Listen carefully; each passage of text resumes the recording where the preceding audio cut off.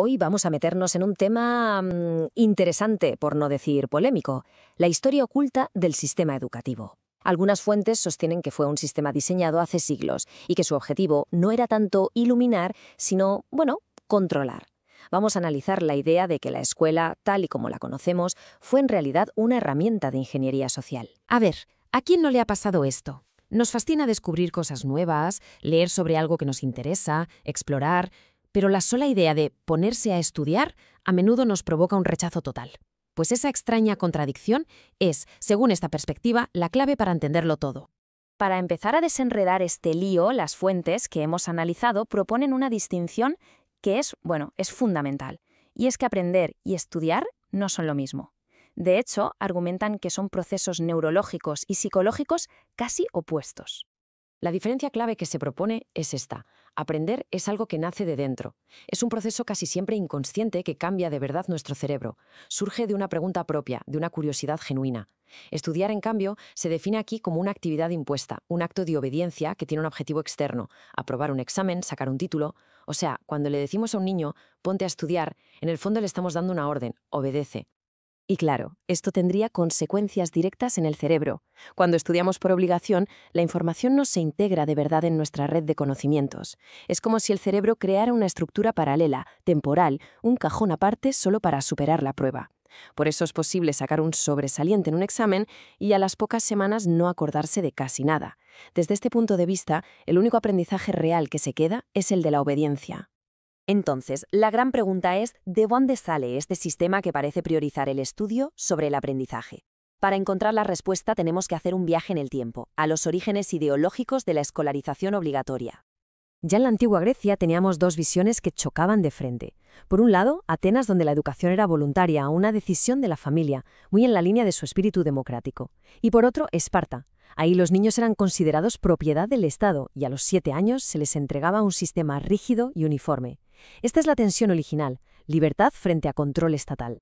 Damos un salto hasta 1524. Martín Lutero escribe una carta que, sin saberlo, cambiaría la historia. Y ojo a la comparación que hace porque es brutal. Traza una línea directa entre el servicio militar obligatorio y la obligación de ir a la escuela. El tema no es el conocimiento, es el reclutamiento. Es que aquí está el meollo del argumento. Lutero no propuso educar, sino obligar a escolarizar. Según esta interpretación, el objetivo no era fomentar el pensamiento libre, sino forjar súbditos leales, dóciles, adoctrinados para luchar contra las ideas del diablo y servir al Estado. Se trataba de imponer una única ideología desde la infancia. Pero bueno, la idea de Lutero fue solo la semilla. Fue en Prusia donde este concepto se perfeccionó hasta convertirse en una máquina de ingeniería social increíblemente eficiente. La construcción de esta máquina se basó en una serie de reformas radicales. Primero, Prusia lo centralizó todo, todas las escuelas bajo control del Estado. Segundo, exámenes oficiales obligatorios para poder ser maestro. Tercero, pruebas de graduación obligatorias para salir del sistema. Y cuarto, se integró todo con el servicio militar. Y si quedaba alguna duda del objetivo político, el propio Federico el Grande lo dejó clarísimo. Lo dijo sin rodeos. Alfabetizar a todo el mundo no era un fin en sí mismo, era un medio para gobernar y controlar más fácilmente. Un pueblo que sabe leer órdenes, al final es más eficiente y más dócil. El sistema educativo prusiano, en el fondo, funcionaba como la mili antes de la mili. El aula era en realidad el primer cuartel. Allí se enseñaba disciplina, obediencia, amor a la patria. Se preparaba a cada ciudadano para ser una pieza funcional en la gran maquinaria del Estado, ya fuera como soldado, como burócrata o como trabajador.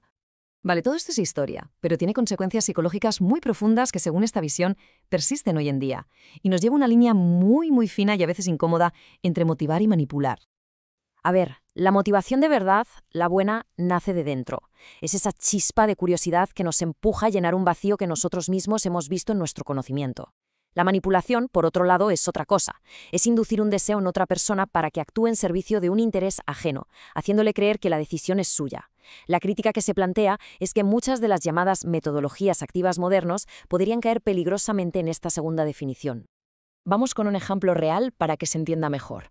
A la autora de una de nuestras fuentes le pidieron durante su máster de profesorado que diseñara una actividad innovadora para explicar el estado del bienestar. ¿Y qué hizo? Pues creó un videojuego tipo Escape Room. En este juego, los alumnos viajaban a un futuro distópico donde la sociedad había colapsado, supuestamente, por no haber pagado suficientes impuestos.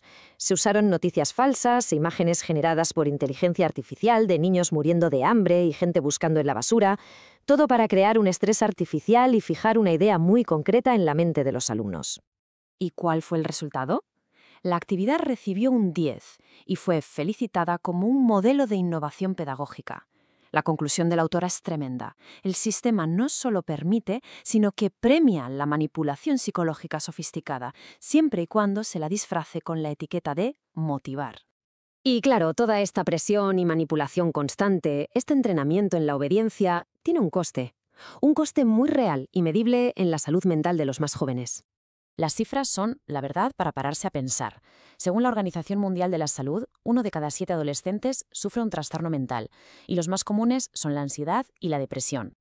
Si miramos los datos de España, un informe sobre salud mental juvenil reveló algo terrible. Un 55%, más de la mitad de los jóvenes, ha tenido pensamientos suicidas en alguna ocasión. Es una estadística que nos obliga a reflexionar muy seriamente.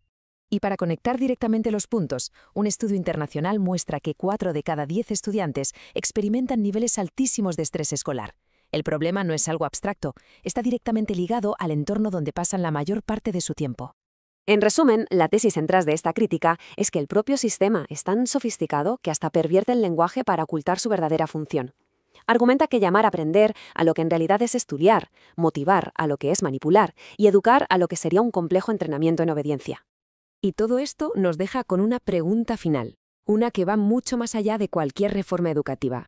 El debate suele centrarse en cómo podemos arreglar el sistema, pero la perspectiva que hemos analizado hoy nos obliga a plantear una cuestión mucho más de fondo. ¿Y si el problema no es que el sistema esté roto, sino que por su diseño original nunca debió existir?